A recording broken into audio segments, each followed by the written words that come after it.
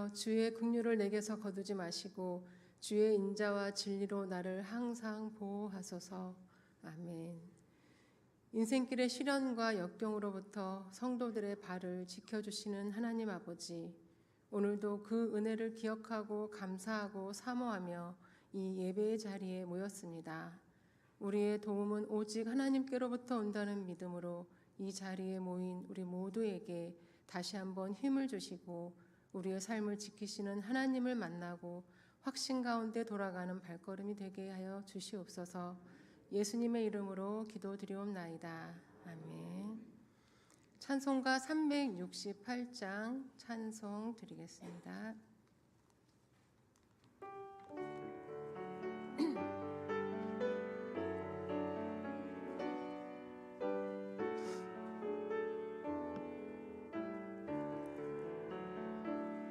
주 예수여 은혜를 내려주사 곧 충만케 하옵소서. 잊으리고 먹는 나의 맘에 주 성령을 부소서.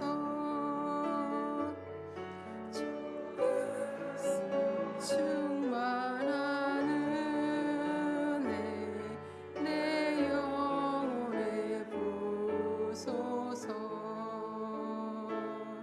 주 예수만 나의 힘 되고 내 만족함 됩니다. 주 예수여 죄에서 날 정결케 하옵소서. 이 세상의 유혹이 나의 맘에 틈 못하게 하옵소서.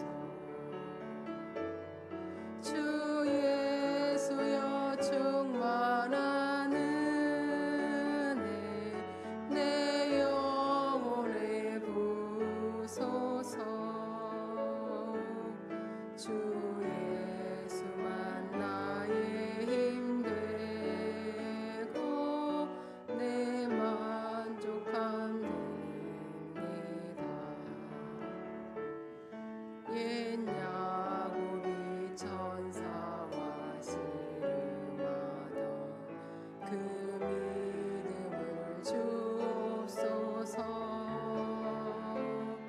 이 세상의 물결이 흉흉해도 날 평안케 하옵소서. 주 예수여 충만한 은혜 내 영혼에 부소서. 주 예수만 나의 힘 되고 내 만족함 됩니다.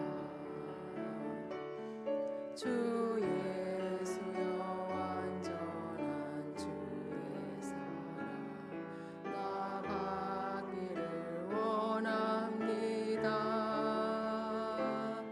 그 사랑이 내 맘 충만하게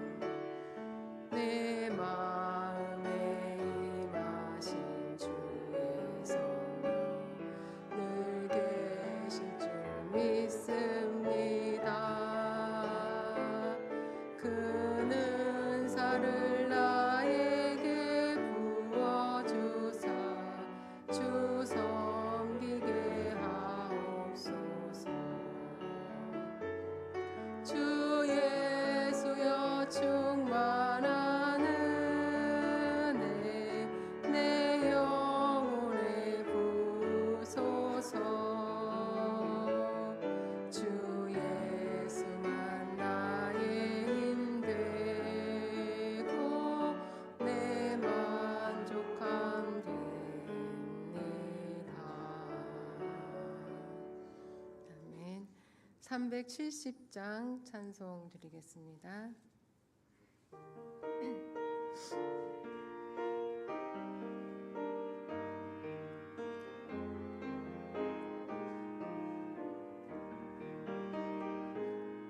주 안에 있는 나에게 난 근심이 있으랴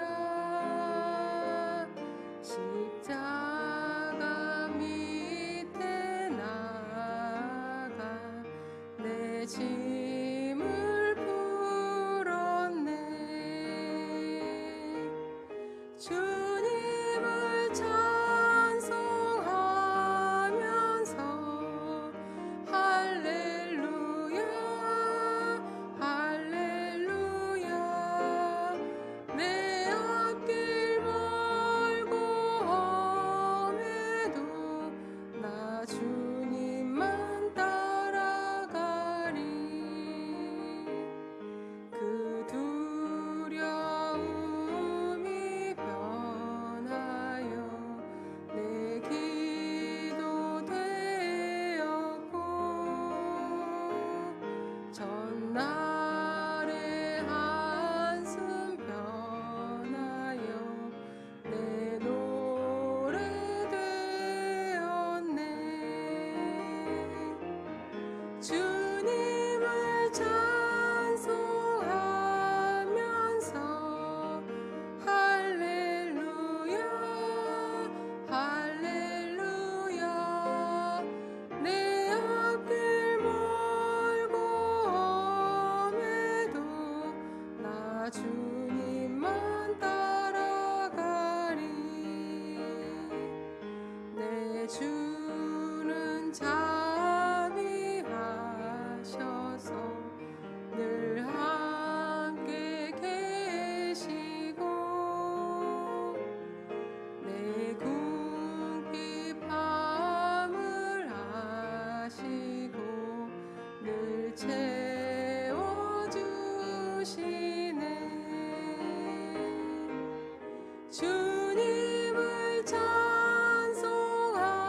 찬송하면서 할렐루야 할렐루야 내 앞길 멀고 험해도 나 주님만 따라가리 내 주와 맺은 언약은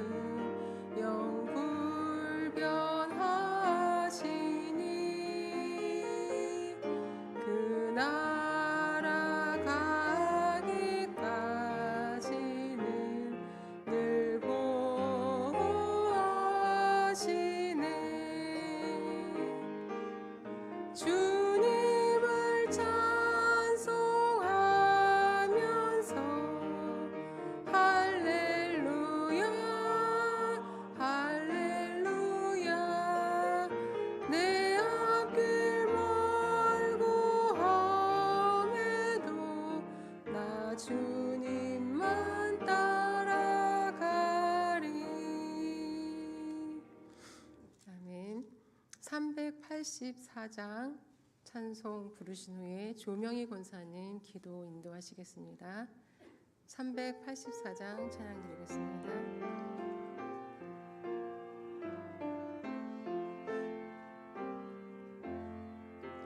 나의 갈 길 다가도록 예수 인도하시니 내 주 안에 있는 긍휼 어찌 의심하리요 믿음으로 살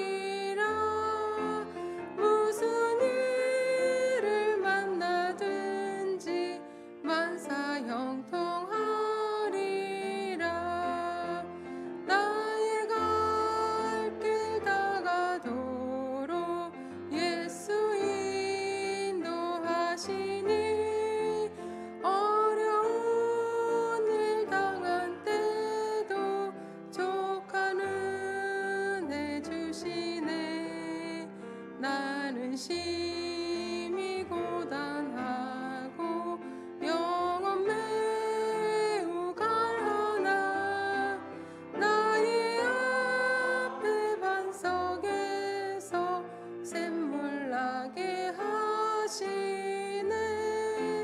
나의 앞에 반석에서 샘물 나게 하시네. 나의 갈 길 다가도록 예수 인도하시니 그의 사랑 어찌 큰지 말로 알 수 없도다. 성령 감화 받은 영혼 하늘나라 갈 때에 영영 부를 나의 찬송 예수 인도하셨네. 영영 부를 나의 찬송 예수 인도하셨네. 아멘.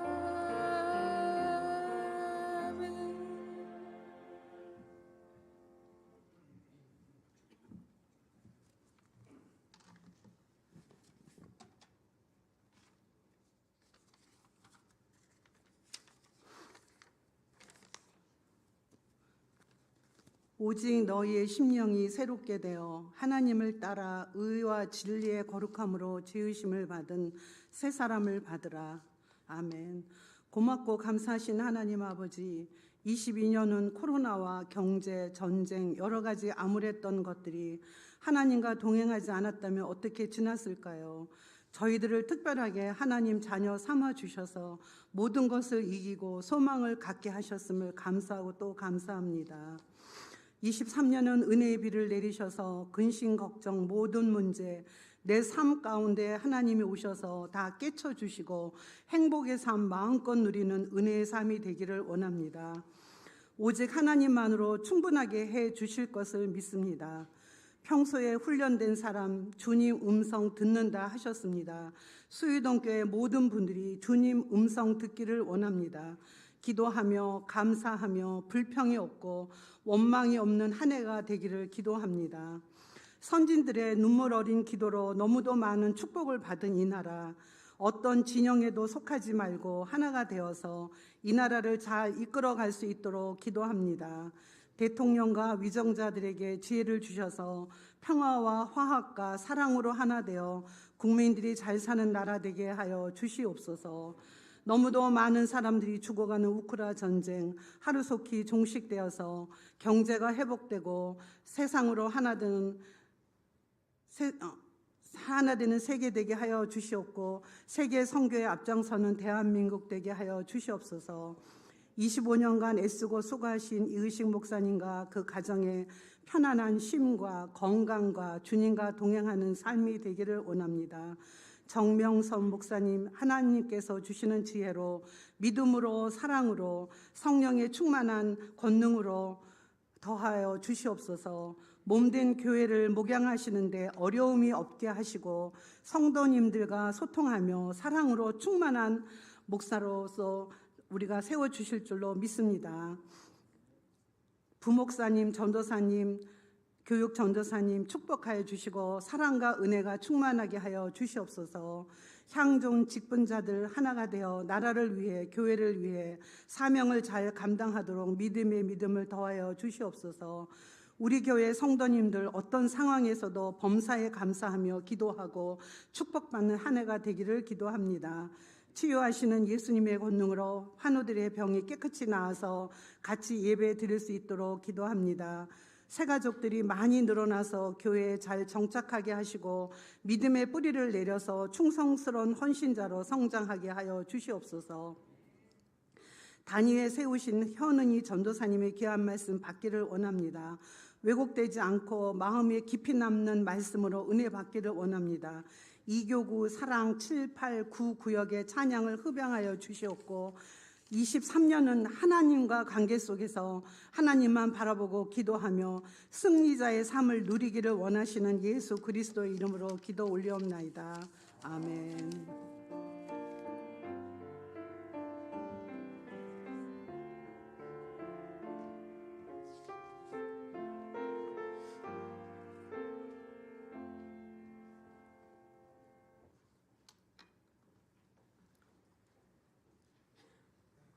오늘 하나님께서 우리에게 주신 말씀은 시편 1편 1절에서 6절 말씀입니다. 시편 1편 1절에서 6절 말씀을 한 절씩 저와 교독하겠습니다. 복 있는 사람은 악인들의 꾀를 따르지 아니하며 죄인들의 길에 서지 아니하며 오만한 자들의 자리에 앉지 아니하고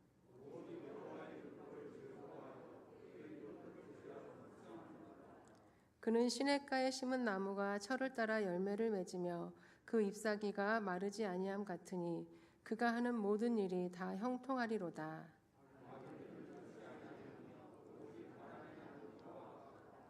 그러므로 악인들은 심판을 견디지 못하며 죄인들이 의인들의 모임에 들지 못하리로다. 무릇 의인들의 길은 여호와께서 인정하시나 악인들의 길은 망하리로다. 아멘. 이 시간은 이교구 사랑 789 구역 특성으로 하나님께 영광 올려드리겠습니다.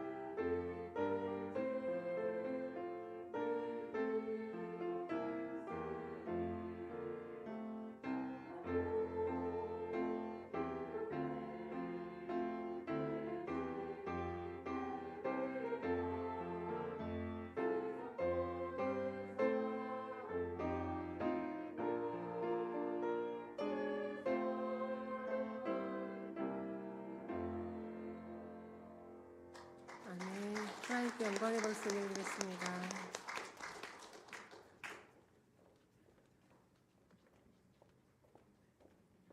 네, 잠시 기도드리시겠습니다. 하나님 아버지, 이 시간 하나님의 말씀을 듣습니다. 전하는 자나 듣는 자나 하나님의 충만한 임재를 경험할 수 있도록 인도하여 주시옵소서. 예수님의 이름으로 기도드리옵나이다. 아멘. 2023년 새해가 시작되었고 또 벌써 18번째 날이 지나가고 있습니다. 그런데 음력으로는 아직 새해가 되지 않았습니다. 4일 후인 설날이 새해 첫날입니다. 그런데 7, 80년대에는 1년의 첫날인 1월 1일은 휴일이 아니었습니다. 제야의 종을 치고 해가 바뀌었는데도 1월 1일 첫날은 휴일이 아니었고 또 해가 바뀌었다는 행사도 많지 않았습니다. 음력 설 구정이 되어야 설 연휴를 보내면서 가족과 함께 새해를 맞이했습니다. 까치까치 설날은 어저께고요. 우리 설날은 오늘이래요 라는 동요가 그때의 실정을 잘 말해주고 있습니다. 그리고 미신처럼 첫날을 잘 지내야 1년이 잘 풀린다고 하면서 설날은 그 어느 날보다 더 잘 지내려고 조심조심 했었던 기억이 납니다. 설날이 1년을 대표한다는 생각으로 지냈고 그날에는 늘 한 해의 소망이, 간절한 소망이 있었습니다. 그러다 보니 설날이 되면 점을 치거나 복을 기원하는 것과 관련된 유점, 오행점, 토정비결 같은 것을 보는 것이 풍속이 되어 왔고 지금도 새해만큼은 꼭 점을 보는 사람들이 있습니다. 요즘에는 디지털이 훨씬 더 발전을 해서 쉽게 점을 볼 수가 있습니다. 대기업이나 금융기관에도 무료로 보는 운세 프로그램을 제공하고 있고 또 각종 사이트에서도 무료로 운세를 보게 해주면서 광고 수익을 얻고 있습니다. 그만큼 보는 사람이 많다는 이야기입니다. 점을 보는 사람들의 심리 상태는 어떤 상태일까요? 사람들이 점을 보는 가장 큰 이유는 불안 때문입니다. 사람은 아직 경험하지 않은 일이나 또 예측 불가능한 경우에 그리고 또 간절한 바람이 있을 때에 불안해합니다. 아직 다가오지 않은 미래에 대한 불안감 그리고 간절히 바라고 원하는 일들이 어그러지지는 않을까 하는 불안에서 벗어나고 안심하고 확신을 얻으려고 하는 그러한 심리 때문에 점을 보게 되는 것입니다. 연세대 심리학과 이동기 교수는 인간은 불안하고 고민이 있을 때 누군가의 말을 참고하거나 자신이 생각했던 방향으로 잘 가고 있다는 확신을 얻으려고 한다고 하면서 점에 많이 의존한다고 있다는 것은 그만큼 현재의 불안함이 많이 있다는 것으로 볼 수도 있다고 했습니다. 연령별대로 봤을 때에도 20, 30대가 가장 점을 많이 본다는 통계가 나왔습니다. 그것은 바로 20, 30대가 가장 불안을 겪고 있는 세대라고 말할 수가 있는 것입니다. 차를 타고 가다가 우연히 극동방송 뉴스를 듣게 되었습니다. 기독교인 중에 10명 중 2명이 점을 본다는 내용이었습니다.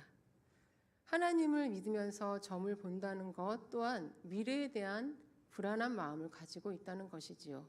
그리고 그만큼 하나님에 대한 신뢰가 떨어진다라고 볼 수가 있습니다. 하나님을 믿으면서도 우리 모두가 미래에 대한 불안한 마음은 나도 모르게 떠오르는 때가 있습니다.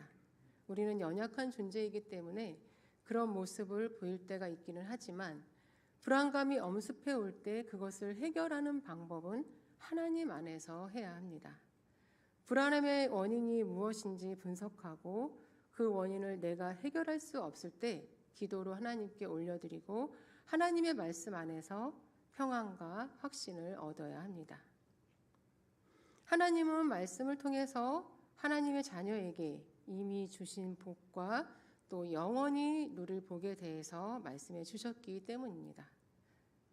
말씀 속에서 우리의 미래는 확실하게 보장되어 있습니다. 특히 오늘 시편 말씀은 복 있는 사람은 어떤 사람이며 그의 삶은 어떤 삶인지를 보여주고 있습니다. 오늘 시편을 함께 보시면서 다시 한번 말씀을 붙잡고 올 한 해 더욱 평안과 확신을 가지고 신앙생활을 하실 수 있게 되시기를 소망합니다. 시편 1편은 복 있는 사람은으로 시작하면서 먼저 복 받을 만한 사람에 대해서 설명을 해주고 있습니다. 복 받을 만한 사람은 첫 번째로 1절을 보시면 악인들의 꾀를 따르지 않고 죄인들의 길에 서지 않고 오만한 자들의 자리에 앉지 않는 사람입니다. 여기에서 악인과 죄인과 오만한 자들은 정도의 차이 그리고 죄의 모습이 점진적으로 나타나는 그러한 것으로 구분이 되기는 하지만 모두 하나님을 떠나 세상적인 방법으로 살면서 죄의 경험을 가지고 죄에 빠져 사는 사람들입니다. 악인들의 꾀는 어떤 꾀인가요? 하나님을 떠나 살고 있는 자신들의 삶의 방식으로 하나님의 백성에게 조언이나 충고를 합니다. 하나님이 어디 있느냐? 적당히 믿어라. 좀 즐기면서 살아라 라고 말을 합니다. 그러나 복 받을 만한 사람은 그런 악인들의 꾀를 따르지 않습니다. 죄인들의 길은 어떤 길인가요? 자신들의 이익을 위해 속이기도 하고 또 위법한 일들을 하면서 자신들의 삶의 방식이나 태도에 대해서 소개를 해줍니다. 그러나 복 받을 만한 사람은 거기에 호기심을 갖고 그들과 교제하기 위해서 가던 길을 멈추고 서성거리지 않습니다. 오만한 자리에 앉는 그 자리는 어떤 자리인가요? 다른 사람을 깔보고 업신여기고 조롱하면서 고의적으로 악을 선택하고 사람들을 선동하여 집단을 만들고 많은 사람들에게 좋지 않은 영향을 끼치면서 그것을 낙으로 삼습니다. 복 받을 만한 사람은 그런 사람들에게 영향을 받지 않고 그 집단에 들어가 앉아서 한 일원이 되려고 하지 않습니다. 복 받을 만한 사람은 이렇게 악인들의 꾀, 죄인들의 길, 오만한 자들의 자리에 앉지 않고 그들을 거들떠보지 않고 하나님을 향해 가던 길을 의연하게 걸어가는 사람입니다. 그리고 두 번째로 복 받을 만한 사람은 2절에 보시면 오직 여호와의 율법을 즐거워하여 그의 율법을 주야로 묵상하는 사람입니다. 여기서 말하는 율법은 하나님의 말씀입니다. 복 받을 만한 사람은 하나님의 말씀을 즐거워하고 주야로 묵상한다고 말씀합니다. 즐거워하다는 히브리어로 헤페츠인데 헤페츠는 기쁨과 갈망 두 가지의 의미를 같이 내포하고 있습니다. 누구나 무엇에 기쁨을 맛보면 그것을 계속 갈망하게 되어 있습니다. 하나님의 말씀의 맛을 본 사람들은 하나님의 말씀을 갈망하게 되어 있습니다. 시편 119편에서 다윗은 주의 말씀의 맛이 내게 어찌 그리 단지요 내 입에 꿀보다 더 다나이다 하면서 나는 주의 법을 잊지 않겠다고 주의 계명은 나의 즐거움이라고 고백을 했습니다. 말씀을 통해 하나님의 크신 사랑을 다시 한번 확인하고 임마누엘의 하나님을 만나는 체험을 하게 되면 그 말씀은 나의 기쁨이 되고 말씀을 더욱 갈망하게 됩니다. 그렇게 갈망하니 말씀을 주야로 묵상하게 되는 것이지요. 여기서 묵상한다는 말은 반복해서 중얼거리고 또 외우며 그 말씀에 대해 깊이 생각하는 것을 말합니다. 어린 시절에 엄마 심부름을 한 경험이 있으실 것입니다. 엄마가 가서 양파 2개, 호박 하나 사오고 또 그리고 네가 먹고 싶은 과자를 하나 사와라 라고 심부름을 시킵니다. 그러면 엄마가 내준 그 숙제를 잊지 않기 위해서 계속 양파 2개, 호박 하나, 양파 2개, 호박 하나 외우면서 슈퍼를 향해 갑니다. 그러다가 친구를 만나면 그것을 잊어버릴까 봐 손을 흔들면서 인사만 하고 계속해서 외우면서 갑니다. 그렇게 해서 도착한 슈퍼에서 보니 양파는 큰 것도 있고 작은 것도 있고 호박은 길쭉한 것도 있고 둥근 것도 있습니다. 아이는 엄마가 사오라고 한 것이 무엇일까? 엄마가 마음에 들어 하시는 것은 무엇일까? 곰곰이 생각하면서 장바구 위에 하나씩 담습니다. 그리고 집에 가서 엄마에게 보여드립니다. 그때 왜 큰 거 사왔니? 왜 둥근 거 사왔니? 하면서 야단을 치는 엄마가 있을까요? 엄마는 심부름해온 그 아이가 대견해서 무조건 칭찬하고 또 수고했다고 말을 합니다. 그럼 아이는 칭찬도 받고 또 먹고 싶은 과자도 먹으면서 기쁨을 맛봅니다. 그런 아이는 다음에 엄마가 심부름을 시키기를 오히려 기다리게 됩니다. 하나님의 말씀도 그렇습니다. 하루를 시작하면서 말씀을 보면 그 말씀을 마음에 새기면서 바로 하게 되는 것이 있습니다. 무엇일까요? 말씀을 읽으면 바로 기도를 하게 되죠. 말씀을 읽으면서 기도하면서 하나님, 오늘 이러한 말씀을 주셨는데 이 말씀을 따라 살 수 있게 인도해 주시옵소서라고 기도를 합니다. 기도하면서 그 말씀을 생각하고 읊조리며 하루를 보내면 내가 막다른 상황에 말씀을 깊이 생각하며 적용하면서 살게 됩니다.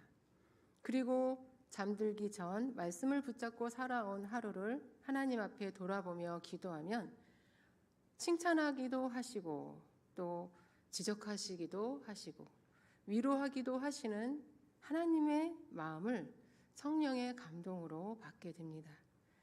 그런 생활을 하다 보면 말씀의 맛이 얼마나 달고 말씀을 묵상하는 일이 얼마나 즐거운 일인지 경험하게 됩니다.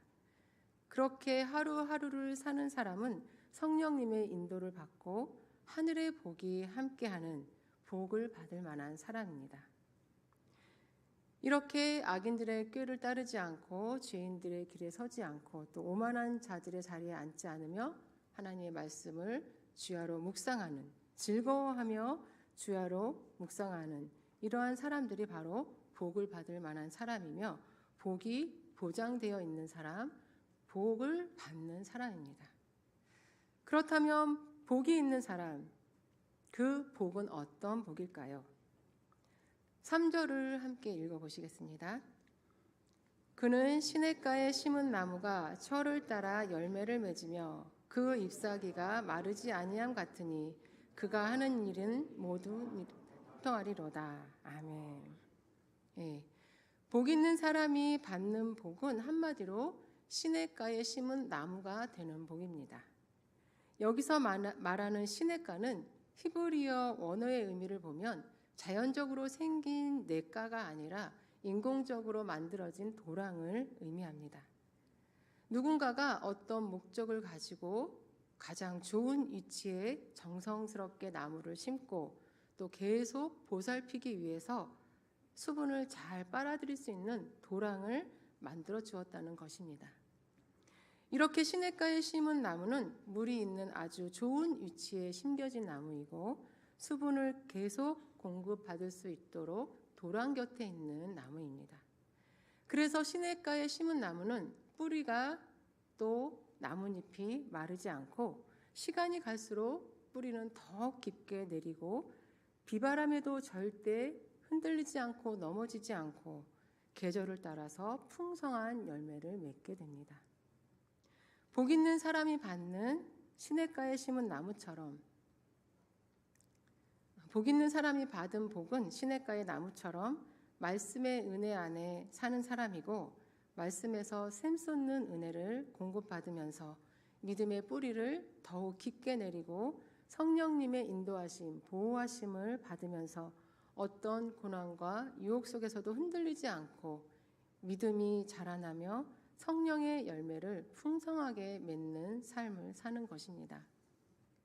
그리고 시냇가에 심은 나무는 3절에서 모든 일이 다 형통하다라고 말씀합니다. 형통하다는 히브리어로 찰라흐라고 하는데요. 그 뜻은 앞으로 나아가다, 발전하다입니다. 시냇가에 심은 나무가 비바람에도 계속 자라고 성장해서 결국은 많은 열매를 맺는 것처럼 하나님을 떠난 사람들의 삶의 방식을 따르지 않고 주야로 하나님의 말씀을 묵상하는 그러한 사람들은 걸림돌이 있어도 앞으로 나아가고 고난 속에서도 계속 발전해 나간다는 것입니다. 앞으로 나아가다 발전하다라는 뜻을 가진 찰나흐를 우리 한글 성경은 형통하다라고 번역을 했습니다. 형통하다의 뜻을 국어 사전에서 찾아보니까 뜻대로 잘 되어가다입니다. 번역을 참 잘한 것 같습니다. 형통하다가 뜻대로 잘 되어가다인데 누구의 뜻대로 잘 되어가는 것일까요? 네, 하나님의 뜻대로 잘 되어가는 것입니다.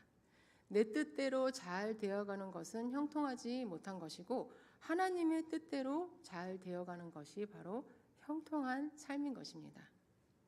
우리는 형통하다라는 생각을 할 때에 고난이 없는 평탄한 삶, 일이 술술 잘 풀리는 그러한 것을 형통하다라고 생각하지만 성경에서 말하는 형통은 하나님의 뜻 안에서 앞으로 나아가는 것, 발전해 나아가는 것입니다.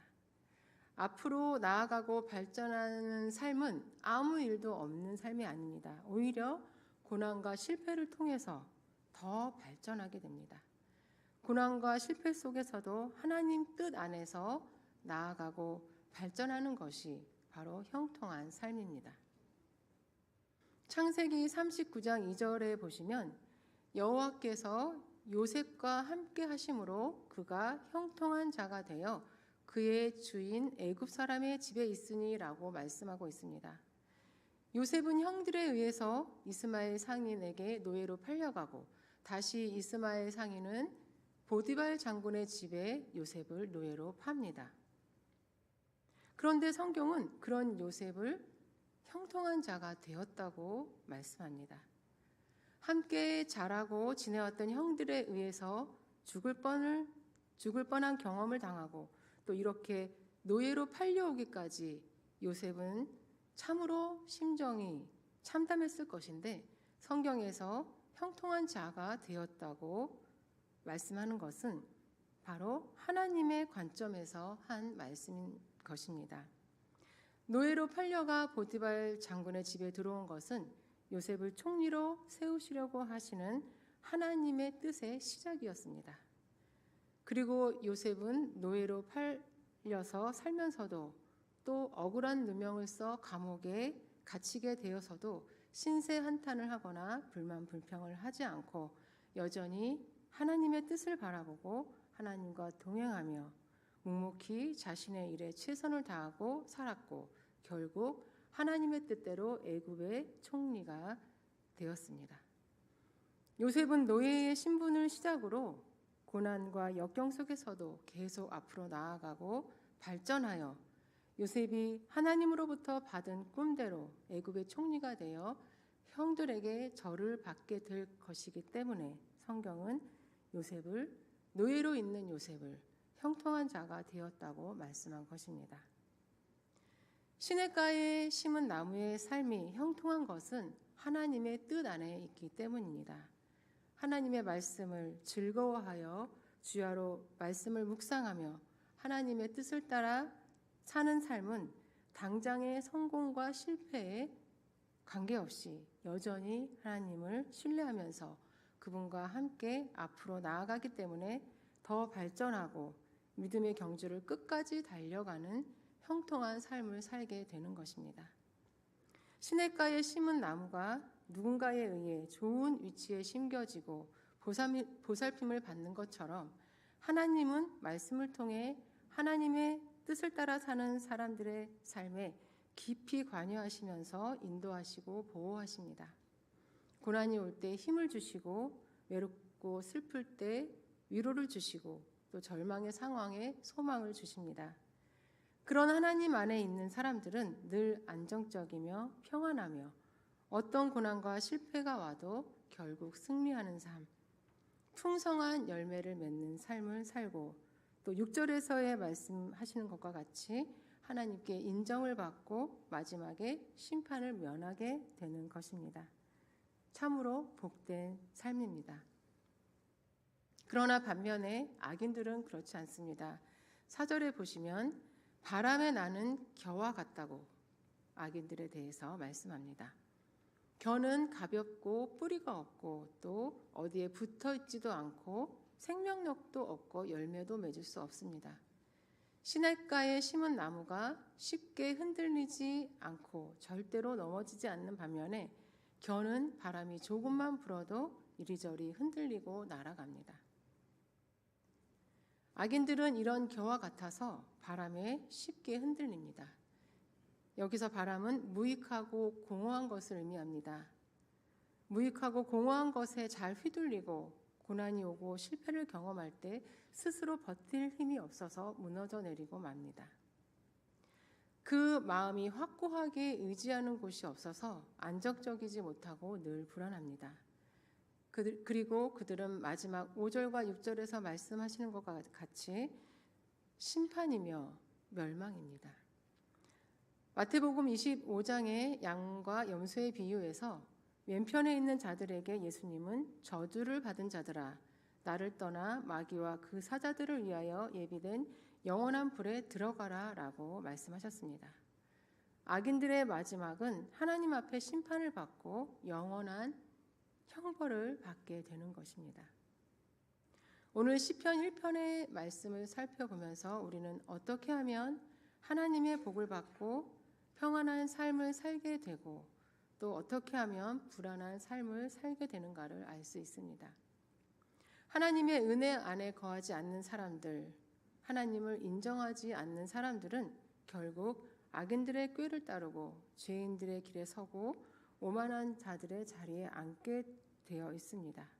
그들은 겉으로 보기에는 강해 보이지만 생각보다 위기에 쉽게 흔들리고 또 미래에 대한 확신이 없고 그 마음은 항상 불안하고 초조한 상태입니다. 그 불안과 초조함에서 벗어나기 위해 다른 것에 집착하거나 중독성 있는 것에 빠지거나 또 점을 쳐서 점쟁이의 조언에 따르면서 안정감을 찾으려고 합니다. 그러나 하나님의 은혜 안에 있는 우리는 미래가 불안하지 않습니다. 하나님의 은혜를 따는 사는 사람은 복 있는 사람이고 그 사람은 시냇가에 심은 나무와 같이 이미 평안과 풍성한 열매와 형통한 삶이 보장되어 있습니다. 올 한 해 평안한 삶을 살기 위해서 저와 여러분이 복 있는 사람의 삶을 선택하시기를 기도합니다. 악인들은 생각보다 우리에게 가까이에 있습니다. 악인들의 꾀를 따르지 마시고 죄인들의 길에 서지 마시고 오만한 자들의 자리에 앉지 마시고 여호와의 율법을 즐거워하며 주야로 묵상하는 생활을 하실 수 있기를 바랍니다. 그렇게 사실 때에 우리의 삶은 시냇가에 심은 나무와 같이 큰 나무로 자라서 때를 따라 풍성한 열매를 맺고 형통한 삶을 사시게 될 것입니다. 크게 잘 자란 나무는 참으로 유익한 존재입니다. 많은 새가 찾아오고 또 사람의 쉼터가 되어주기도 하고 맛있는 열매를 주기도 합니다. 언제나 말씀 안에서 우리와 함께 하시며 우리를 인도하시고 보살펴 주시는 하나님으로 인해 불안해하지 않고 두려워하지 않고 풍성한 열매를 맺는 삶을 사는 저와 여러분이 되시기를 기도드립니다. 큰 믿음의 나무가 되셔서 하나님의 뜻 안에서 많은 사람들의 마음을 편안하게 해주고 유익을 줄 수 있는 형통한 삶을 사시는 저와 여러분이 되시기를 간절히 기도드립니다. 이 시간에 말씀을 생각하시면서 함께 기도 드리시겠는데요. 사단은 우는 사자와 같이 우리를 넘어뜨리려고 달려듭니다. 우리가 작은 틈만 보여도 어느새 우리 가까이에 다가옵니다. 항상 깨어 있어서 악인들의 꾀를 따르지 않고 죄인들의 길에 서지 않고 오만한 자리에 앉지 않는 우리가 되게 해달라고 기도하시고 또 매일매일 말씀을 묵상하고 그 말씀을 붙잡고 기도하는 삶을 통해서 시냇가에 심은 나무와 같이 철을 따라 열매를 맺고 매일 하나님의 은혜를 공급받아 은혜의 샘이 마르지 않는 삶, 하나님의 뜻 안에서 형통한 삶을 살 수 있게 해달라고 기도하시기 바랍니다. 그리고 또한 주신 은혜를 나누며 사는 축복의 통로가 되게 해달라고 기도하시기 바랍니다. 그리고 우리 수유동교회와 세우신 정명석 담임 목사님을 위해서 이 시간 기도하실 텐데 주여 한번 크게 부르시고 함께 통성으로 기도하시겠습니다. 주여! 하나님 아버지 감사합니다. 아버지 하나님 이 시간 주신 말씀을 생각하면서 기도하며 나아갑니다. 아버지 하나님 정말 우리가 이 세상을 살아갈 때에 정말 오직 의인의 삶, 하나님을 따르는 삶을 살기를 원합니다. 사단은 정말 우는 사자와 같이 항상 우리를 넘어뜨리려고 달려듭니다.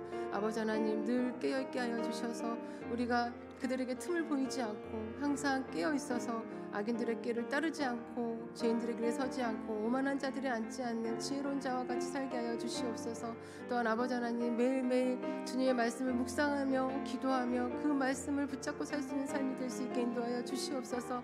아버지 하나님 그런 자들에게 주시는 복, 시냇가에 심은 나무와 같은 복을 받아 누리게 하여 주시옵소서. 시냇가에 심은 나무와 같이 철을 따라 열매를 맺고 매일매일 하나님의 은혜를 공급받아 은혜의 샘이 마르지 않는 삶, 하나님의 뜻 안에서 형통한 삶을 살게 하여 주시옵소서. 그래서 정말 하나님께서 주신 그 복을 누리며 살면서 또한 많은 사람들에게 그 복을 나누고 아버지 하나님 또한 그들을 더욱더 복된 삶으로 인도하는 축복의 통로의 삶을 살 수 있도록 인도하여 주시옵소서.